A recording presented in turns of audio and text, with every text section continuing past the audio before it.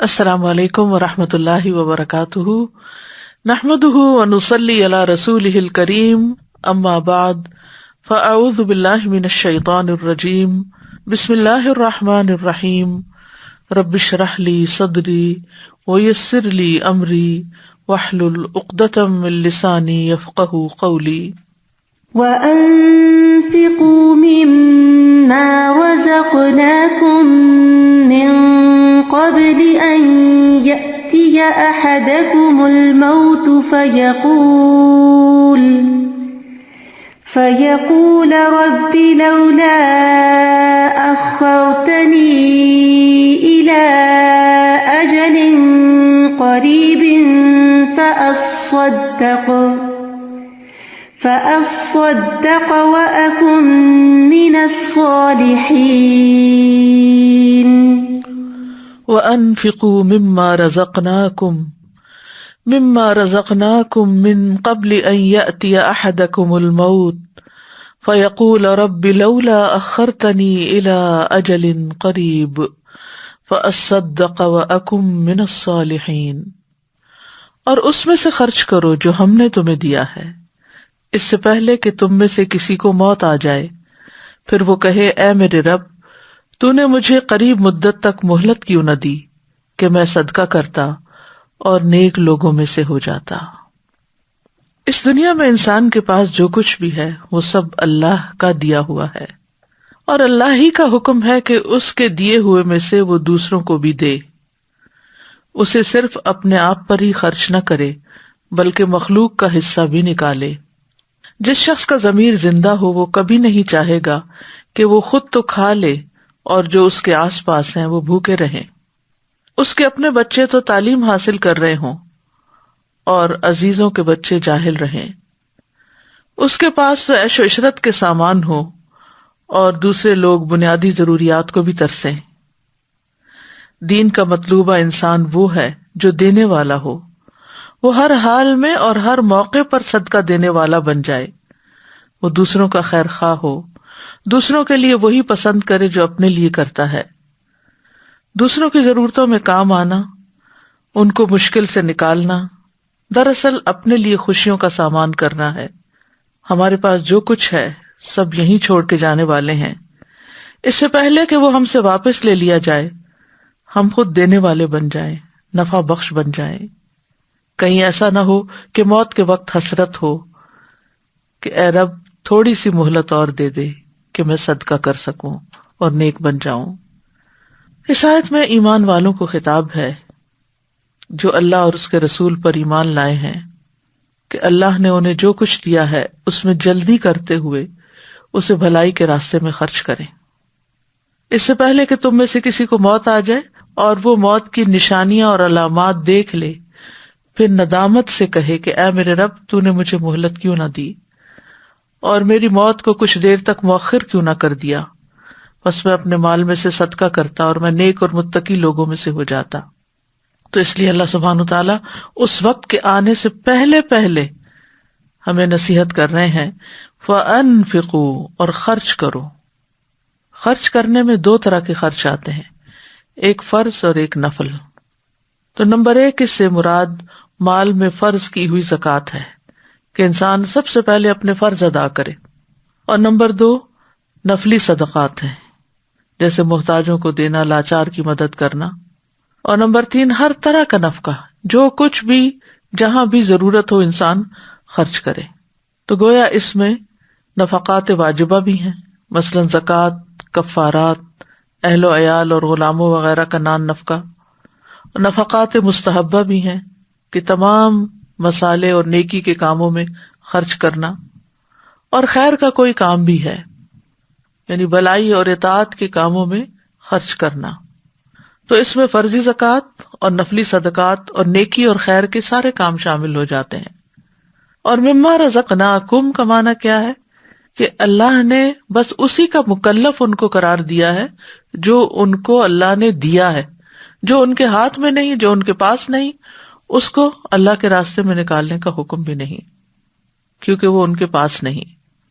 تو یہ دراصل دینے والے کا شکر ادا کرنا ہے، مما رزقناکم، اس میں سے جو ہم نے تمہیں رزق عطا کیا ہے، تو شکر ادا کرو اس ذات کا جس نے تمہیں عطا کیا، تمہیں محتاج نہیں بنایا دوسروں کا، تمہیں دینے والا بنایا۔ اور پھر یہاں سارے مال کو خرچ کرنا مراد نہیں، کیونکہ فرمایا مما، اس میں سے جو، یعنی سارا نہیں دے دو، جو ہم نے تمہیں دیا ہے اس میں سے کچھ دو، کیونکہ انسان جس مال کا مالک ہے اس میں سے کچھ مال خرچ کرنا مطلوب ہے، سارا مال خرچ کرنا مقصد نہیں۔ اور یہ اللہ تعالیٰ کی اپنے بندوں پر آسانی ہے، اس سے یہ بھی پتہ چلتا ہے کہ ہماری شریعت ایک آسان شریعت ہے۔ پھر فرمایا من قبل ان یأتی احدکم الموت، اس سے پہلے کہ تم میں سے کسی کو موت آ جائے۔ منافق موت کے وقت کہتا ہے کہ یا اللہ ایک دفعہ دنیا میں واپس بھیج تاکہ وہ اپنے فرائض ادا کر سکے اور اللہ کے احکامات پر عمل کر کے اللہ کا پسندیدہ بن سکے۔ تو بات یہ کہ موت کے وقت تو پھر کسی کی نہیں سنی جاتی، پھر تو موت کا فرشتہ جان لے کے ہی جاتا ہے۔ اس لیے اس معاملے میں جلدی کرنی چاہیے، نیکی کے کام اور سوچ سوچ کے اور ٹھہر ٹھہر کے نہیں، بلکہ جو جب جہاں جس چیز کا موقع ہو انسان اسے کر ڈالے۔ آج صحت ہے، کل نہیں معلوم کیا حال ہوگا۔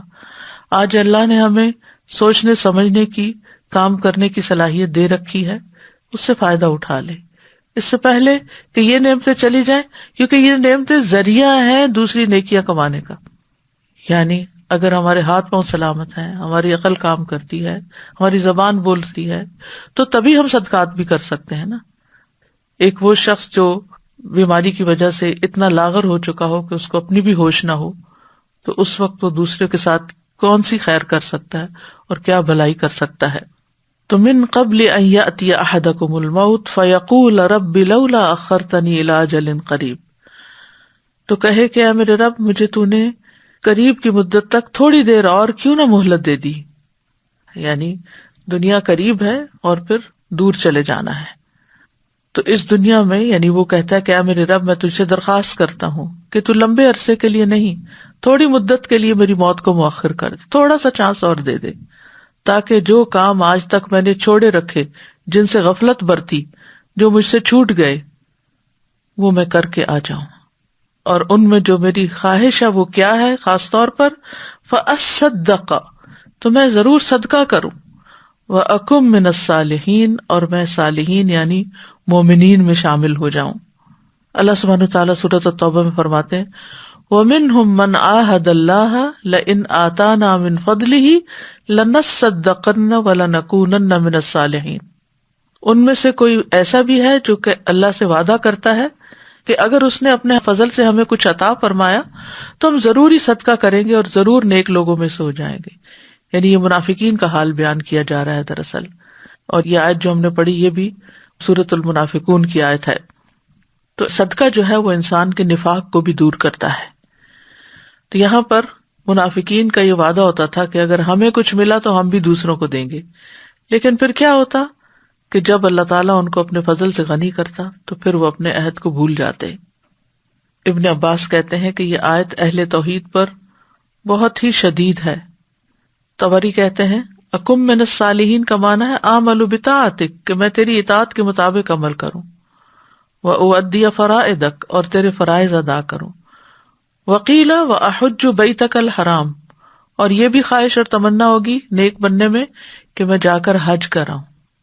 جب انسان کے پاس جوانی ہوتی، صحت ہوتی ہے، طرح طرح کے بہانے کر کے اس فریضے کو ٹالتا رہتا ہے، لیکن موت کے وقت اس کو یاد آ جاتا ہے کہ میری بہت بڑی ذمہ داری ابھی باقی ہے، تو وہ تمنا کرتا ہے کہ کاش مجھے موقع مل جائے تو اب میں ضرور حج پہ چلا جاؤں گا۔ تو یہاں پر بنیادی طور پر فرائض کی ادائیگی کی التجا کرے گا، وَأَكُن مِّنَ الصَّالِحِينَ، کیونکہ جب تک کوئی اپنا فرض ادا نہیں کرتا وہ صالح نہیں کہلا سکتا۔ یعنی ایک شخص ہے وہ نفلی صدقات کرتا رہتا ہے، لوگوں سے اچھے اخلاق سے پیش آتا ہے وغیرہ وغیرہ، لیکن فرائض سے غافل ہے، نماز نہیں پڑھتا، زکوٰۃ نہیں دیتا، حج نہیں کیا، روزے نہیں رکھتا، تو ایسا شخص چاہے ویسے دنیا میں بڑے بڑے کمالات کر لے لیکن وہ صالحین میں شمار نہیں ہوگا۔ صالح ہونے کی بنیادی شرط ہے، پہلی شرط ہے فرائض کا ادا کرنا۔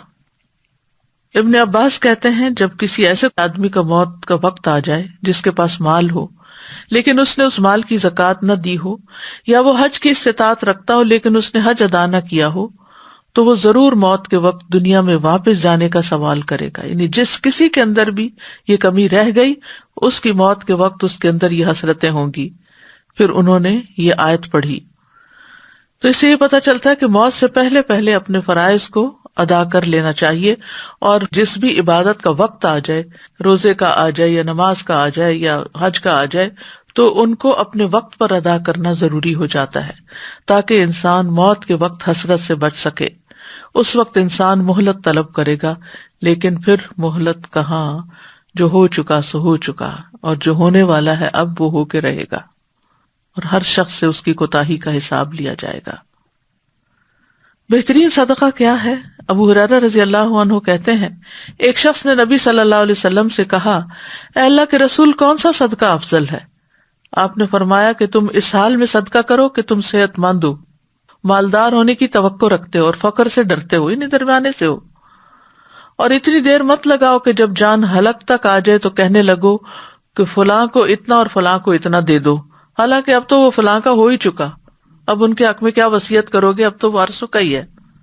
بسر بن جحاش کہتے ہیں، ایک دن نبی صلی اللہ علیہ وسلم نے اپنے ہاتھ پر لعاب ڈالا اور اس پر اپنی انگلی رکھ کر فرمایا، اللہ فرماتا ہے، ابن آدم، تو مجھے کس طرح عاجز کر سکتا ہے جبکہ میں نے تجھے اس جیسی چیز سے پیدا کیا، حتیٰ کہ میں نے تجھے برابر اور معتدل بنا دیا تو دو چادروں کے درمیان چلنے لگا اور زمین پر تیری چاپ سنائی دینے لگی.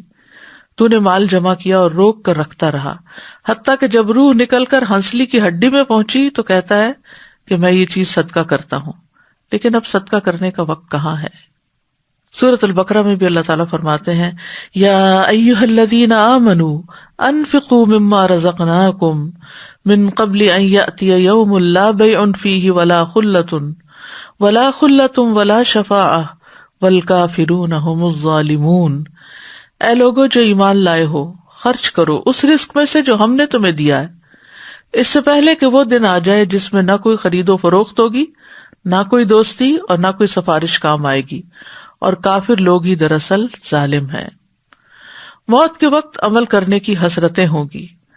سورۃ المؤمنون میں فرمایا، حتی اذا جاء احدهم الموت قال رب ارجعون لعلی اعمل صالحا فیما ترکت کلا انها کلمۃ هو قائلها ومن ورائهم برزخ الی یوم یبعثون. یہاں تک کہ جب ان میں سے کسی کے پاس موت آتی ہے تو کہتا ہے، اے میرے رب، مجھے واپس بھیجو تاکہ میں جو کچھ چھوڑ آیا ہوں اس میں کوئی نیک عمل کر لوں. ہرگز نہیں، یہ تو ایک بات ہے جسے وہ کہنے والا کہہ رہا ہے، اور ان کے پیچھے اس دن تک جب وہ اٹھائے جائیں گے، یعنی قیامت کے دن تک، ایک پردہ ہے، برزخ ہے. یعنی اب تو کسی اور ہی فیز پہ جا رہے ہیں، اب دنیا میں کرنے والے کاموں کی مہلت اور وقت ختم ہو چکا ہے. اسی طرح دیگر نیک کاموں کی بھی حسرت ہوگی. مثلا موت کے وقت انسان کی حسرت ہوگی کہ کاش وہ رسول کی پیروی کرتا. وَأَنذِرِ النَّاسَ يَوْمَ يَأْتِيهِمُ الْعَذَابُ فَيَقُولُ الَّذِينَ ظَلَمُوا رَبَّنَا أَخِّرْنَا إِلَىٰ أَجَلٍ قَرِيبٍ نُجِبْ دَعْوَتَكَ وَنَتَّبِعِ الرُّسُلَ أَوَلَمْ تَكُونُوا أَقْسَمْتُم مِّن قَبْلُ مَا لَكُم مِّن زَوَالٍ. اور لوگوں کو اس دن سے ڈرائیں جب ان پر عذاب آئے گا، تو وہ لوگ جنہوں نے ظلم کیا وہ کہیں گے، اے ہمارے رب، ہمیں قریب وقت تک مہلت دے دے، ہم تیری دعوت قبول کریں اور ہم رسولوں کی پیروی کریں، تھوڑا سا وقت اور مل جائے، اب ہم سنت کا اتباع کریں گے. اور کیا تم نے اس سے پہلے قسمیں نہ کھائی تھی کہ تمہارے لیے کوئی بھی زوال نہیں؟ یعنی جب دنیا میں تمہیں طاقت ملی ہوئی تھی، مال ملا ہوا تھا، صحت تھی، جوانی تھی، سب کچھ، تو تم سمجھتے تھے کہ یہ بھلا کیسے ختم ہو سکتا ہے. تو فَأَصَّدَّقَ وَأَكُن مِّنَ الصَّالِحِينَ، تو میں صدقہ کرتا اور میں نیک لوگوں میں ہو سکتا. تو اس آیت میں بنیادی طور پر صدقہ کرنے کی اور نیک بننے کی اہمیت کا اندازہ ہوتا ہے، اور فرض اور نفلی صدقات کی اہمیت پتہ چلتی ہے. صدقے کی تعریف کیا ہے؟ یہ کہ اللہ کے راستے میں ایک جائز چیز کو بطور صدقہ پیش کرنا جس میں نصاب اور مدت کی تعین نہیں ہوتی. تو اس لیے اس میں مادی اور معنوی اقوال، افعال سبھی شامل ہو جاتے ہیں. مال بھی شامل ہو جاتے ہیں جیسے سونا، چاندی، نقدی وغیرہ. جانور وغیرہ بھی شامل ہوتے ہیں جیسے بکری، بھیڑ وغیرہ، یا جن پہ سواری کی جاتی ہے، گدھا، گھوڑا وغیرہ، یعنی یہ بھی صدقہ کیا جا سکتا ہے. کھانے اور مشروبات وغیرہ جو ہم کھاتے پیتے ہیں، کھانے میں سے چاہے اس کو راشن کی شکل میں دیا جائے، چاہے کوکڈ فوڈ ہو کسی بھی شکل میں. اسی طرح بے جان چیزیں جیسے گھر ہیں، گاڑیاں ہیں، عمارتیں ہیں، لباس وغیرہ، ان کو وقف کرنا، یہ سب چیزیں آ جاتی.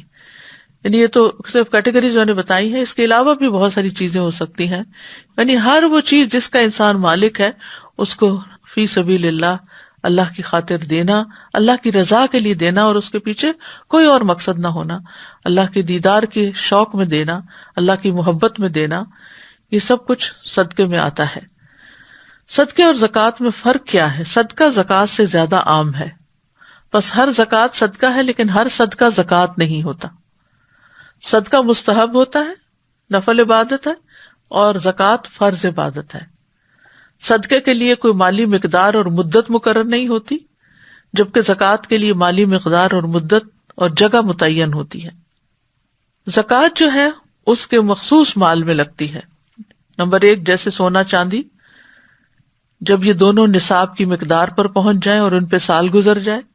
جانور جب وہ مقرر نصاب کو پہنچے، یعنی مخصوص تعداد کو پہنچے، یعنی بھیڑ بکری اونٹ وغیرہ گائے، اور ان پر سال کی مدت گزر جائے. کھیتی کٹائی کے وقت ان میں سے زکوٰۃ نکالی جائے گی. اور زکوٰۃ کے مصارف جو ہیں وہ قرآن مجید میں بیان کر دیے گئے کہ کن کن کو دینی ہے. اور زکوٰۃ کے 3 بڑے مقاصد ہیں. ابن الجوزی کہتے ہیں کہ بیدار انسان کو چاہیے کہ وہ زکوٰۃ کا مقصد سمجھے. نمبر 1 پسندیدہ چیز کو ادا کرنے کی آزمائش. نمبر 2 تباہ کرنے والی بخیلی کی صفت سے پاک ہونا، یعنی بخل سے پاک ہونا. اور نمبر 3 مال کی نعمت کا شکر ادا کرنا. بس انسان کو چاہیے کہ وہ اس بات کو ذہن میں رکھے کہ اللہ نے اس پر انعام فرمایا ہے، حالانکہ اس کو عطا کیا گیا ہے، وہ عطا کرنے والا نہیں. یعنی بندہ جو دے رہا ہے وہ تو بس بیچ میں ایک سبب ہے، ورنہ اصل تو مال اللہ ہی کا ہے.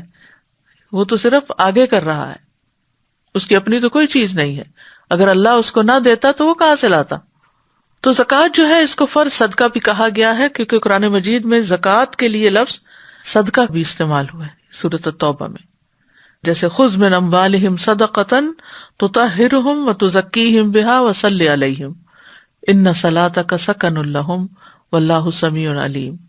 ان کے مالوں سے صدقہ لو، ان کو اس کے ساتھ پاک کرو اور انہیں صاف کرو، اور ان کے لیے دعا کرو، بے شک آپ کی دعا ان کے لیے باعث سکون ہے، اور اللہ سب کچھ سننے والا، سب کچھ جاننے والا ہے. حدیث میں بھی زکوٰۃ کے لیے صدقہ کا لفظ استعمال ہوا ہے. آپ نے فرمایا بے شک یہ صدقات ہیں، یعنی زکوٰۃ، بے شک یہ لوگوں کے مال کا میل کچیل ہے. پھر اسی طرح زکوٰۃ جو ہے یہ اسلام کا بنیادی اور اہم حصہ ہے. نبی صلی اللہ علیہ وسلم نے فرمایا یہ کہ تم خالص اللہ کی عبادت کرو، اس کے ساتھ کسی کو شریک نہ بناؤ، نماز قائم کرو، فرض زکوٰۃ ادا کرو، اور رمضان کے روزے رکھو. یہ اسلام ہے. الاسلام ان تعبد اللہ، اسلام کی وضاحت کی گئی. یعنی اس کے بغیر کسی کے اسلام کا کوئی تصور نہیں ہے. زکوٰۃ ایک اہم ذمہ داری ہے اور ایمان لانے والوں کی صفت ہے. زکوٰۃ کا ادا نہ کرنا کفر اور شرک کی علامت ہے. وویل للمشرکین الذین لا یؤتون الزکوٰۃ، مشرکین کے لیے بڑی ہلاکت ہے جو زکوٰۃ نہیں دیتے. قرآن مجید میں امہات المومنین کو بھی زکوٰۃ ادا کرنے کی تلقین کی گئی. وقرن فی بیوتکن ولا تبرجن تبرج الجاہلیۃ الاولی واقمن الصلاۃ وآتین الزکاۃ واطعن اللہ ورسولہ انما یرید اللہ لیذھب عنکم الرجس اہل البیت ویطہرکم تطہیرا. اور اپنے گھروں میں ٹکی رہو اور پہلی جاہلیت کی زینت ظاہر کرنے کی طرح زینت ظاہر نہ کرو، اور نماز قائم کرو اور زکوٰۃ ادا کرو، اور اللہ اور اس کے رسول کا حکم مانو. اللہ تو یہی چاہتا ہے کہ تم سے گندگی دور کر دے اے گھر والو، اور اللہ تمہیں پاک کر دے، خوب پاک کرنا. زکوٰۃ دراصل ایمان والوں کے مال میں دوسروں کا حق ہے، یعنی اللہ نے اس کو حق قرار دیا. والذین فی اموالہم حق معلوم للسائل والمحروم، اور جن کے مالوں میں ایک مقرر حصہ زکوٰۃ ہی کا ہے، باقی مقرر نہیں ہے. سوال کرنے والے کے لیے اور جسے نہیں دیا جاتا، یعنی دونوں پہ زکوٰۃ آتی ہے جو مستحق ہوتے ہیں. قیامت کے دن انسان سے جہاں نماز کا حساب لیا جائے گا وہاں زکوٰۃ کے بارے میں بھی پوچھا جائے گا، اور پھر دیگر اعمال کا حساب ہوگا. رسول اللہ صلی اللہ علیہ وسلم نے فرمایا سب سے پہلے جس چیز کا بندے سے حساب لیا جائے گا وہ اس کی نماز ہوگی. اگر اس نے اسے مکمل ادا کیا ہوگا تو وہ مکمل لکھ دی جائے گی، اور اگر اس نے اسے مکمل ادا نہیں کیا تو اللہ تعالیٰ فرمائیں گے دیکھو میرے بندے کے پاس کچھ نوافل ہیں کہ ان کے ذریعے فرائض کی تکمیل کر سکوں. پھر یہی معاملہ زکوٰۃ کے ساتھ ہوگا اور دیگر اعمال کا بھی اسی طرح حساب ہوگا. یعنی ہمارے اعمال کی دو بڑی قسمیں، ایک فرض ہے اور ایک نفل ہے. فرض کے بارے میں حساب ہوگا، اور اگر فرض میں کوئی کمی بیشی رہ گئی تو وہ نفل سے پوری ہوگی. تو اس لیے نوافل کا بھی اہتمام کرنا چاہیے، ایسا نہ ہو کہ فرض میں کمی پھر پوری نہ ہو سکے اور اس پر کچھ پکڑ نہ ہو. پھر یہ ہے کہ جو لوگ زکوٰۃ نہیں دیتے قیامت کے دن عذاب کے مستحق ہوں گے. جانور ہوں گے تو گردن پہ سوار ہو جائیں گے، سونا چاندی ہوگا تو وہ گلے کا طوق بن جائے گا، اور اسی طرح بغیر زکوٰۃ والی دولت کو جہنم سے تپا کر اسی سے جسموں کو داغا جائے گا، جس کا ذکر سورۃ التوبہ میں ملتا ہے. ایک ایک سکے سے عذاب دینے کے لیے جسم کو بڑا کر دیا جائے گا. عبداللہ بن مسعود رضی اللہ عنہ روایت کرتے ہیں قیامت کے دن آدمی کو اس طرح نہیں داغا جائے گا کہ درہم درہم کو چھوئے یا دینار دینار کو چھوئے، یعنی ڈھیر لا کے نہیں رکھا جائے گا، بلکہ اس کی جلد کو اتنا سٹریچ کر دیا جائے گا حتیٰ کہ درہم اور دینار کو الگ الگ رکھا جا سکے، تپا کے ان کے اوپر. یعنی ہر درہم، ہر دینار، ہر کوائن جو ہے وہ اسکن کے الگ حصے پر ہوگا، کیونکہ انسان کا سائز بہت بڑا ہو جائے گا. اسی طرح جس زیور کا حق ادا نہ ہو وہ آگ کا زیور ہے. اسماء بنت یزید کہتی ہیں میں اور میری خالہ نبی صلی اللہ علیہ وسلم کی خدمت میں حاضر ہوئیں. ہم نے سونے کے کنگن پہن رکھے تھے. آپ نے فرمایا کیا تم دونوں اس کی زکوٰۃ دیتی ہو؟ ہم نے کہا نہیں. آپ نے فرمایا کیا تم اس بات سے نہیں ڈرتی کہ اللہ تمہیں آگ کے کنگن پہنائے؟ ان کی زکوٰۃ ادا کرو. ایک اور روایت ہے مسند احمد کی، عمرو بن شعیب اپنے والد سے اور وہ اپنے دادا سے روایت کرتے ہیں. وہ کہتے ہیں کہ نبی صلی اللہ علیہ وسلم کی خدمت میں ایک مرتبہ دو عورتیں آئیں جن کے ہاتھوں میں سونے کے کنگن تھے. تو رسول اللہ صلی اللہ علیہ وسلم نے فرمایا کیا تم دونوں اس بات کو پسند کرتی ہو کہ اللہ تمہیں قیامت کے دن آگ کے کنگن پہنائے؟ وہ کہنے لگی نہیں. آپ نے فرمایا پھر یہ تمہارے ہاتھوں میں جو کنگن ہے ان کا حق ادا کر دو. تو یوں محسوس ہوتا ہے یہ اوپر والی روایت ہے جس کی تائید دوسری سورس سے بھی ہو رہی ہے، اور ہو سکتا ہے کہ دو اور خواتین ہوں. بہرحال زکوٰۃ دینے کے فائدے بھی ہیں، صرف فرض ہی ادا نہیں ہوتا بلکہ دنیا میں بھی اس سے فائدہ ملتا ہے اور آخرت میں بھی. قیامت کے دن ہر قسم کے خوف اور غم سے نجات کا باعث ہوگا. ان الذین آمنوا وعملوا الصالحات واقاموا الصلاۃ وآتوا الزکاۃ لہم اجرہم عند ربہم ولا خوف علیہم ولا ہم یحزنون. بے شک جو لوگ ایمان لائے اور انہوں نے نیک اعمال کیے اور نماز قائم کی اور زکوٰۃ دی، ان کے لیے ان کا اجر ان کے رب کے پاس ہے اور ان پر نہ کوئی خوف ہے اور نہ وہ غمگین ہوں گے. پھر قیامت کے دن وہ صدیقین شہداء کے ساتھ ہوں گے. آپ نے فرمایا جو شخص نمازیں پڑھتا ہو اور رمضان کے روزے رکھتا ہو، قیام کرتا ہو اور زکوٰۃ دیتا ہو، تو جو شخص ان اعمال پر فوت ہوا وہ صدیقین اور شہداء میں سے ہے. پھر زکوٰۃ کی ادائیگی جو ہے وہ جنت کے قریب اور جہنم سے دور کرنے کا ذریعہ بھی ہے. ایمان کے ساتھ زکوٰۃ ادا کی جائے تو اس عمل کا بدلہ جنت ہے. جنت کے 8 دروازوں سے داخلے کی خوشخبری ہے اس شخص کے لیے جو دیگر اعمال کے ساتھ اپنی زکوٰۃ بھی ادا کرتا ہے. زکوٰۃ کے علاوہ دوسری طرف نفلی صدقات ہیں. نفلی صدقات سے مراد کیا ہے کہ انسان مقرر نہیں بلکہ زائد از ضرورت مال میں سے خرچ کرے. وَيَسْأَلُونَكَ مَاذَا يُنْفِقُونَ قُلِ الْعَفْوَ كَذَلِكَ يُبَيِّنُ اللَّهُ لَكُمُ الْآيَاتِ لَعَلَّكُمْ تَتَفَكَّرُونَ. اور وہ تجھ سے پوچھتے ہیں کیا چیزیں خرچ کریں، کہہ دیجئے جو بہترین ہو یا جو ضرورت سے زائد ہو. عفو کا ایک معنی یہ بھی کیا گیا ہے. عفو کا معنی پھلنا پھولنا بھی ہوتا ہے نا. اس طرح اللہ تمہارے لیے کھول کر آیات بیان کرتا ہے تاکہ تم غور و فکر کرو. یاد رکھیے کہ زکوٰۃ کے علاوہ بھی ہمارے مالوں میں لوگوں کا حق ہے. اسی لیے نبی صلی اللہ علیہ وسلم نے فرمایا علی کل مسلم صدقہ، صدقہ تو ہر مسلمان پر ہے، چاہے صاحب نصاب ہے یا نہیں، زکوٰۃ دینے والا ہے یا نہیں، امیر ہے یا غریب ہے یا فقیر ہے، کچھ بھی ہے، ہر ایک کو کچھ نہ کچھ ضرور نکالنا چاہیے.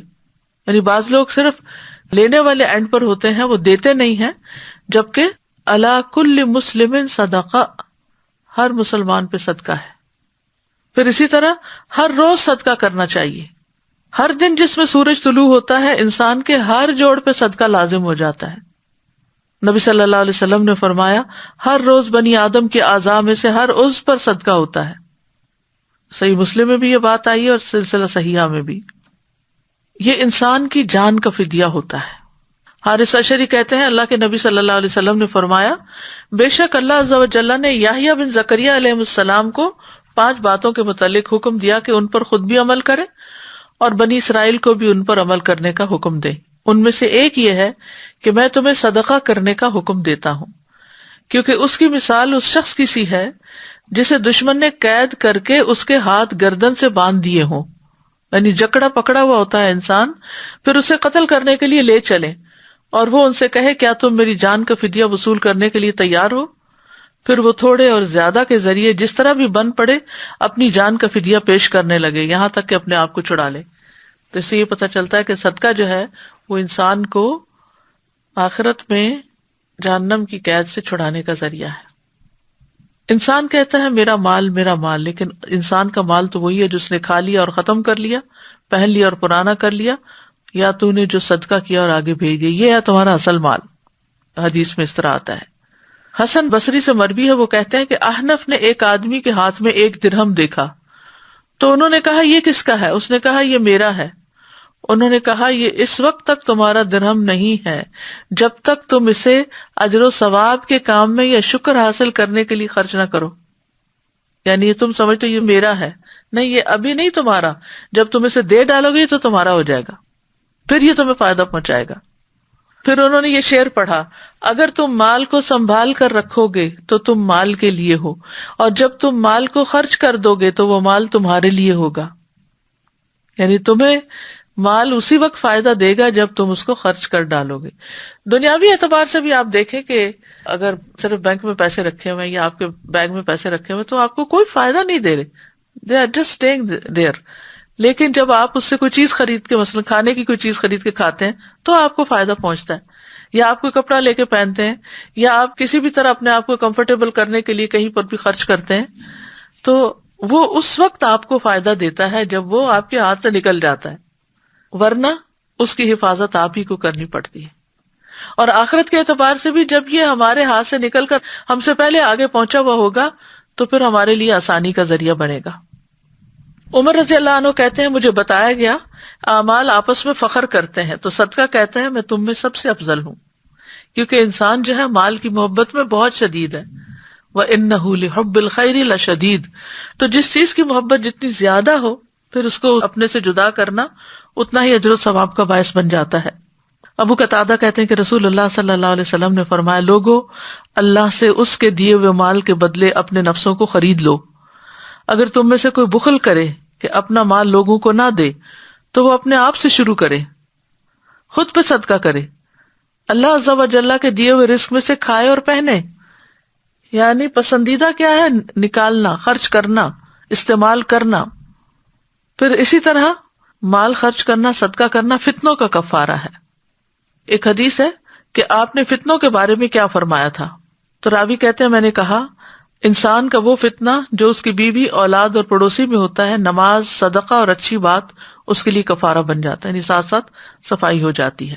صدقہ شیطان پہ بہت بھاری ہوتا ہے. الشیطان یعدکم الفقر، اسی لیے وہ تمہیں فقر سے ڈراتا ہے کہ اگر خرچ کرو گے یا صدقہ کرو گے تو تمہارا اپنا کیا بنے گا، تم محتاج ہو جاؤ گے. نبی صلی اللہ علیہ وسلم نے فرمایا جب آدمی اپنا صدقہ نکالتا ہے تو وہ اس کے ساتھ 70 شیطانوں کے جبڑے توڑ کر صدقہ کرتا ہے. صدقہ کرنے کے فائدے کیا ہیں؟ پہلی بات یہ کہ اس سے مال نہیں کم ہوتا. یہ بظاہر ایسے لگتا ہے جسے ہمارے ہاتھ سے جا رہا ہے، لیکن اللہ سبحانہ وتعالیٰ اس کے پیچھے اور لے آتا ہے.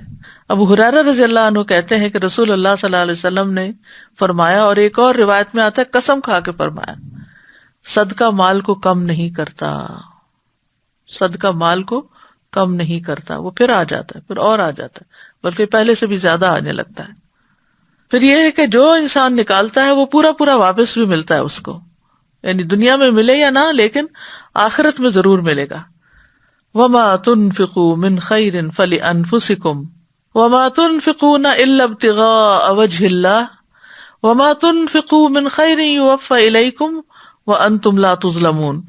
اور تم خیر میں سے جو بھی خرچ کرو گے سو تمہارے اپنے ہی لیے ہے، اور تم خرچ نہیں کرتے مگر اللہ کا چہرہ طلب کرنے کے لیے، اور تم خیر میں سے جو بھی خرچ کرو گے وہ تمہیں پورا ادا کیا جائے گا اور تم پر ظلم نہیں کیا جائے گا۔ پھر یہ کہ کئی گنا واپس ملے گا۔ ان المصدقین والمصدقات واقرضوا اللہ قرضا حسنا یضاعف لهم ولهم اجر کریم، بلا شبہ صدقہ کرنے والے مرد اور صدقہ کرنے والی عورتیں اور جنہوں نے اللہ کو اچھا قرض دیا انہیں کئی گنا زیادہ دیا جائے گا اور ان کے لیے باعزت اجر ہے۔ حدیث میں آتا ہے کوئی شخص اپنی پاکیزہ کمائی سے ایک کھجور بھی خرچ نہیں کرتا مگر اللہ تعالیٰ اسے اپنے دائیں ہاتھ سے قبول کرتا ہے اور اسے اسی طرح پالتا ہے جس طرح تم میں سے کوئی اپنے بچھیرے یا اونٹ کے بچے کو پالتا ہے، حتیٰ کہ وہ کھجور پہاڑ کی طرح یا اس سے بھی بڑی ہو جاتی ہے، یعنی جو انسان کو ریوارڈ میں واپس ملے گی۔ آسانیاں ملتی ہیں، کہیں مشکل ہو، کچھ ہٹکے، کہیں رکے، کسی بھی قسم کا کوئی مسئلہ ہو، دنیا کا آخرت کا، تو اس کے لیے صدقہ کیجیے۔ فَأَمَّا مَنْ أَعْطَى وَاتَّقَى وَصَدَّقَ بِالْحُسْنَى فَسَنُيَسِّرُهُ لِلْيُسْرَى، پس لیکن وہ جس نے دیا اور نافرمانی سے بچا اور اس نے سب سے اچھی بات کو سچ مانا تو یقیناً ہم اسے آسان راستے کے لیے سہولت دیں گے۔ فَسَنُيَسِّرُهُ لِلْيُسْرَى، صدقہ بیماریوں کا علاج بھی ہے۔ حضرت حسن کہتے ہیں رسول اللہ صلی اللہ علیہ وسلم نے فرمایا اپنے مریضوں کا علاج صدقے سے کیا کرو۔ مستدرک حاکم ایک کتاب ہے حدیث کی، کافی بڑی ضخیم کتاب ہے، ابو عبداللہ حاکم اس کتاب کے کمپائلر ہیں۔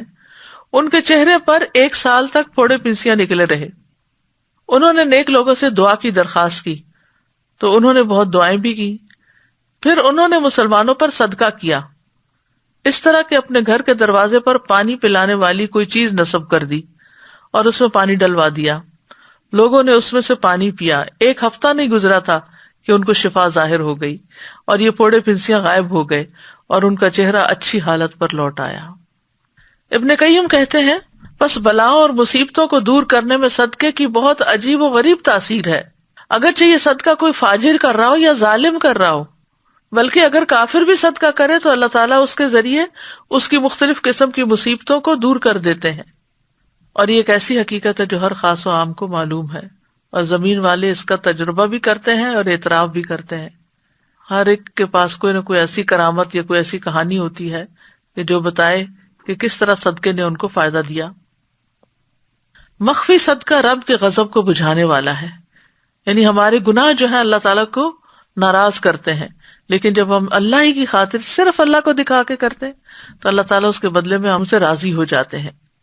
موت کے بعد بھی ثواب ملتا ہے، کیونکہ جب انسان فوت ہو جاتا ہے تو سارے اعمال منقطع ہو جاتے ہیں سوائے 3 چیزوں کے: صدقہ جاریہ، یا ایسا علم جو نفع مند ہو، یا نیک اولاد جو اس کے لیے دعا کرے۔ مرنے والے کی طرف سے صدقہ کرنے کا ثواب میت کو پہنچتا رہتا ہے، چاہے وہ اس کے چھوڑے ہوئے مال میں سے ہو یا کوئی عزیز دوست رشتہ دار اپنی طرف سے اس کے حق میں صدقہ کر رہا ہو۔ آخرت میں صدقے کے کیا فائدے ہوں گے؟ نمبر 1، قبر میں مومن کی حفاظت کا ذریعہ ہوگا۔ قبر میں مومن کی حفاظت کا ذریعہ ہوگا۔ زکوٰۃ انسان کے بائیں طرف آ کر اس کو پروٹیکٹ کرے گی۔ جب بائیں طرف سے کوئی عذاب آنے لگتا تو زکوٰۃ کہتی ہے میری طرف سے آنے کا راستہ نہیں، پھر اس کے دونوں پاؤں کی طرف سے آ جاتا ہے تو نیک اعمال، صدقہ اور نیکی وغیرہ، لوگوں سے اچھا سلوک کرنا، وہ کہتے ہیں کہ یعنی میری طرف سے تم نہیں آ سکتے۔ تو گویا زکوٰۃ ہو یا صدقات ہو، وہ اپنے سے بلاؤں کو ٹالتے ہیں، دنیا میں بھی بلائیں ٹالتے ہیں اور آخرت میں بھی۔ صدقہ قبر کی گرمی دور کرنے کا ذریعہ ہے۔ عقبہ بن عامر کہتے ہیں رسول اللہ صلی اللہ علیہ وسلم نے فرمایا یقیناً صدقہ کرنے والوں کی قبروں سے حرارت کو بجھا دیتا ہے۔ آج آپ دیکھیں تھوڑا سا موسم بدلا ہے تو گرمی کا احساس ہونے لگ گیا ہے، حالانکہ ابھی کو بہت ہائی ٹیمپریچر نہیں ہے، لیکن قبر کے اندر اگر تھوڑا سا بھی ٹیمپریچر زیادہ ہوا تو کیا بنے گا۔ اس لیے خود بھی کرنا چاہیے اپنی آخرت کے لیے، اور جو ہمارے عزیز رشتہ دار، والدین وغیرہ دنیا سے جا چکے ہیں، ان کے بہاف پر بھی صدقہ کرتے رہنا چاہیے۔ بلکہ جب آپ صدقہ کریں تو ساتھ ان کی بھی نیت کر لیں، آپ کو بھی ثواب مل جائے گا، ان کو بھی ثواب مل جائے گا، کیونکہ اللہ تعالیٰ کے خزانے تو بہت وسیع ہیں اجر و ثواب دینے کے لیے۔ اس کے ہاں تو کسی چیز کی کمی نہیں، وہ ایک ہی وقت میں آپ کو بھی دے سکتا ہے، ان کو بھی دے سکتا ہے۔ ہم دینے لگتے ہیں تو ہمارا کم پڑ جاتا ہے، یہ تھوڑا ختم ہو جاتا ہے، لیکن اس کے ہاں یہ مشکل نہیں۔ رسول اللہ صلی اللہ علیہ وسلم نے فرمایا یقیناً صدقہ کرنے والوں کی قبروں سے حرارت کو بجھا دیتا ہے، یعنی اگر کسی کو عذاب قبر بھی ہو رہا ہو، پیچھے والے اس کے لیے صدقہ کرتے رہیں تو وہ آگ ٹھنڈی ہو جائے گی انشاءاللہ۔ قیامت کے دن صدقہ کرنے والا اپنے صدقے کے سائے میں ہوگا۔ رسول اللہ صلی اللہ علیہ وسلم نے فرمایا مومن کا سایہ قیامت کے دن اس کا صدقہ ہوگا۔ ایک اور روایت میں آتا ہے، عقبہ بن عامر کہتے ہیں میں نے رسول اللہ صلی اللہ علیہ وسلم کو فرماتے ہوئے سنا کہ قیامت کے دن ہر شخص اپنے صدقے کے سائے میں ہوگا یہاں تک کہ لوگوں کے درمیان فیصلہ ہو جائے۔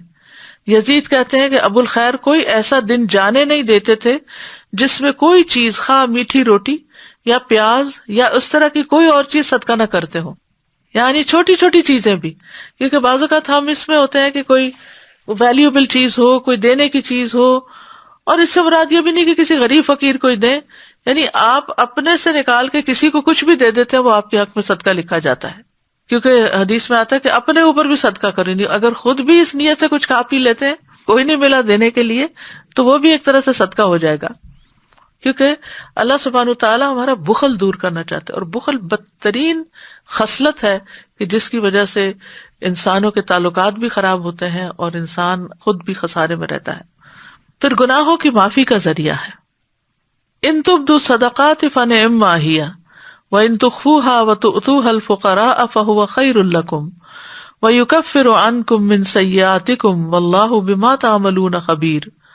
اگر تم اپنے صدقات کو ظاہر کرو تو بھی اچھا ہے، لیکن اگر خفیہ طور پر فقراء کو دو تو یہ تمہارے لیے زیادہ بہتر ہے، ایسے صدقات تم سے تمہاری بہت سی برائیاں دور کر دیں گے، یعنی تمہارے گناہ مٹ جائیں گے، اور جو عمل تم کرتے ہو اللہ ان سے پوری طرح باخبر ہے۔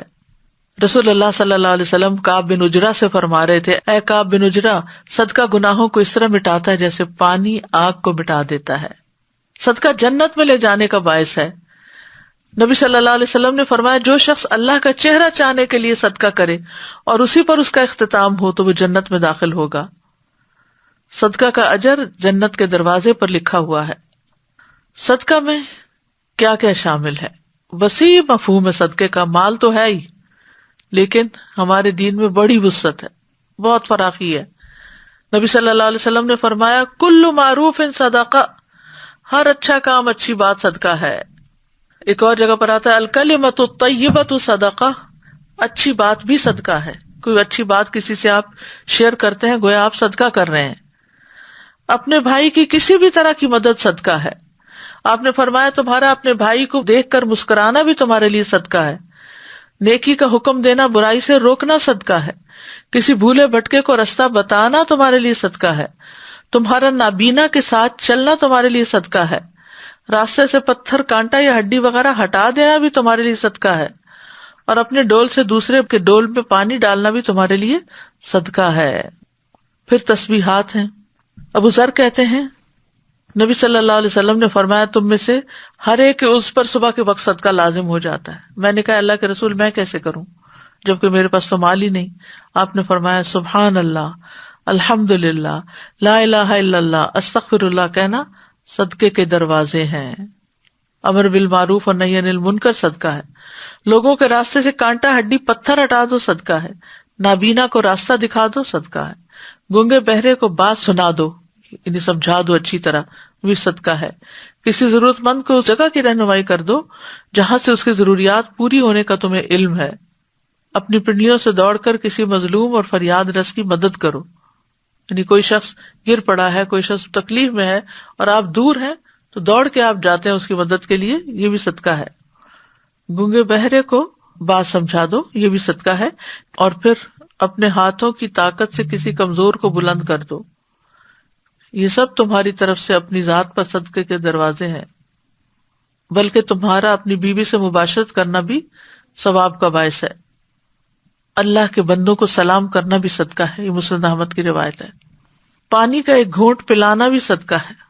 معمولی چیزیں، رسی، تسمہ وغیرہ کسی کو دے دینا بھی صدقہ ہے۔ پھر اسی طرح کسی کی وحشت اور تنہائی دور کرنا بھی صدقہ ہے۔ گھر والوں سے انس و محبت رکھنا بھی صدقہ ہے۔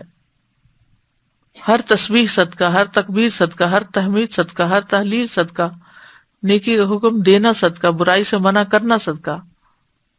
پھر یہ ہے کہ انسان گھر والوں کے ساتھ بھلائی کرنا کبھی نہ بھولے، گھر والوں پر خرچ کرنا وہ بھی صدقہ ہے، گھر والوں اور خادم کو کھلانا بھی صدقہ ہے، اپنی بیوی کو پانی پلانا بھی صدقہ ہے، شجرکاری میں حصہ لینا بھی صدقہ ہے، قرض دینا بھی صدقہ ہے، دو لوگوں کے درمیان صلح کروا دینا بھی صدقہ ہے، اپنے شر سے دوسروں کو بچانا بھی صدقہ ہے۔ سب سے افضل صدقہ کون سا ہے جو انسان گھر والوں پہ کرتا ہے؟ اللہ کے راستے میں کوئی خیمہ یا کوئی خادم دیتا ہے، تندرستی اور حالت غنا میں کیا ہوا صدقہ ہے، ایسا صدقہ جس کے بعد آدمی مالدار رہے۔ بہرحال صدقے کے لیے کچھ شرائط بھی ہیں۔ نمبر 1، صدقہ حرام مال سے نہ کیا گیا ہو۔ قل لا يستوي الخبيث والطيب ولو اعجبك كثرة الخبيث، کہہ دیجیے ناپاک اور پاک برابر نہیں، خواہ ناپاک کی کثرت تجھے تعجب میں ڈالے۔ پھر خالص اللہ کی رضا کے لیے دیا ہوا صدقہ سب سے افضل ہے، ریاکاری اور احسان نہ جتلایا جائے۔ سلف صالحین خوش دلی سے صدقہ کیا کرتے تھے، جیسے کسی سائل کو دروازے پہ دیکھتے تو ایک دم کھل اٹھتے کہ کوئی لینے کے لیے آیا، نیکی کا موقع دینے آیا۔ وہ کہتے مرحبا اس آدمی کو جو میرے گناہ دھونے آیا۔ ایسے صدقہ کرنا چاہیے کہ دائیں ہاتھ دے تو بائیں کو پتہ بھی نہ چلے کیا کیا دائیں نے، یعنی چھپا ہوا صدقہ زیادہ پسندیدہ ہے۔ بغیر گنے صدقہ کرنا، کھیتوں، باغوں اور دیگر اسی قسم کی چیزوں سے غرباء اور فقراء کو لینے دینا۔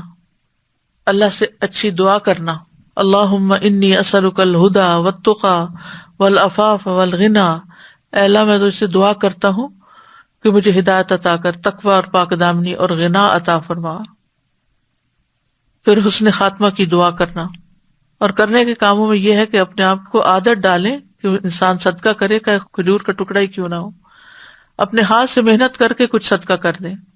جو بھی وسائل یا صلاحیتیں اللہ نے آپ کو دیے ہیں ان کو استعمال کر کے نیکی کمائیں۔ جو چیز بھی پاس ہو اس میں سے صدقہ کر دیں۔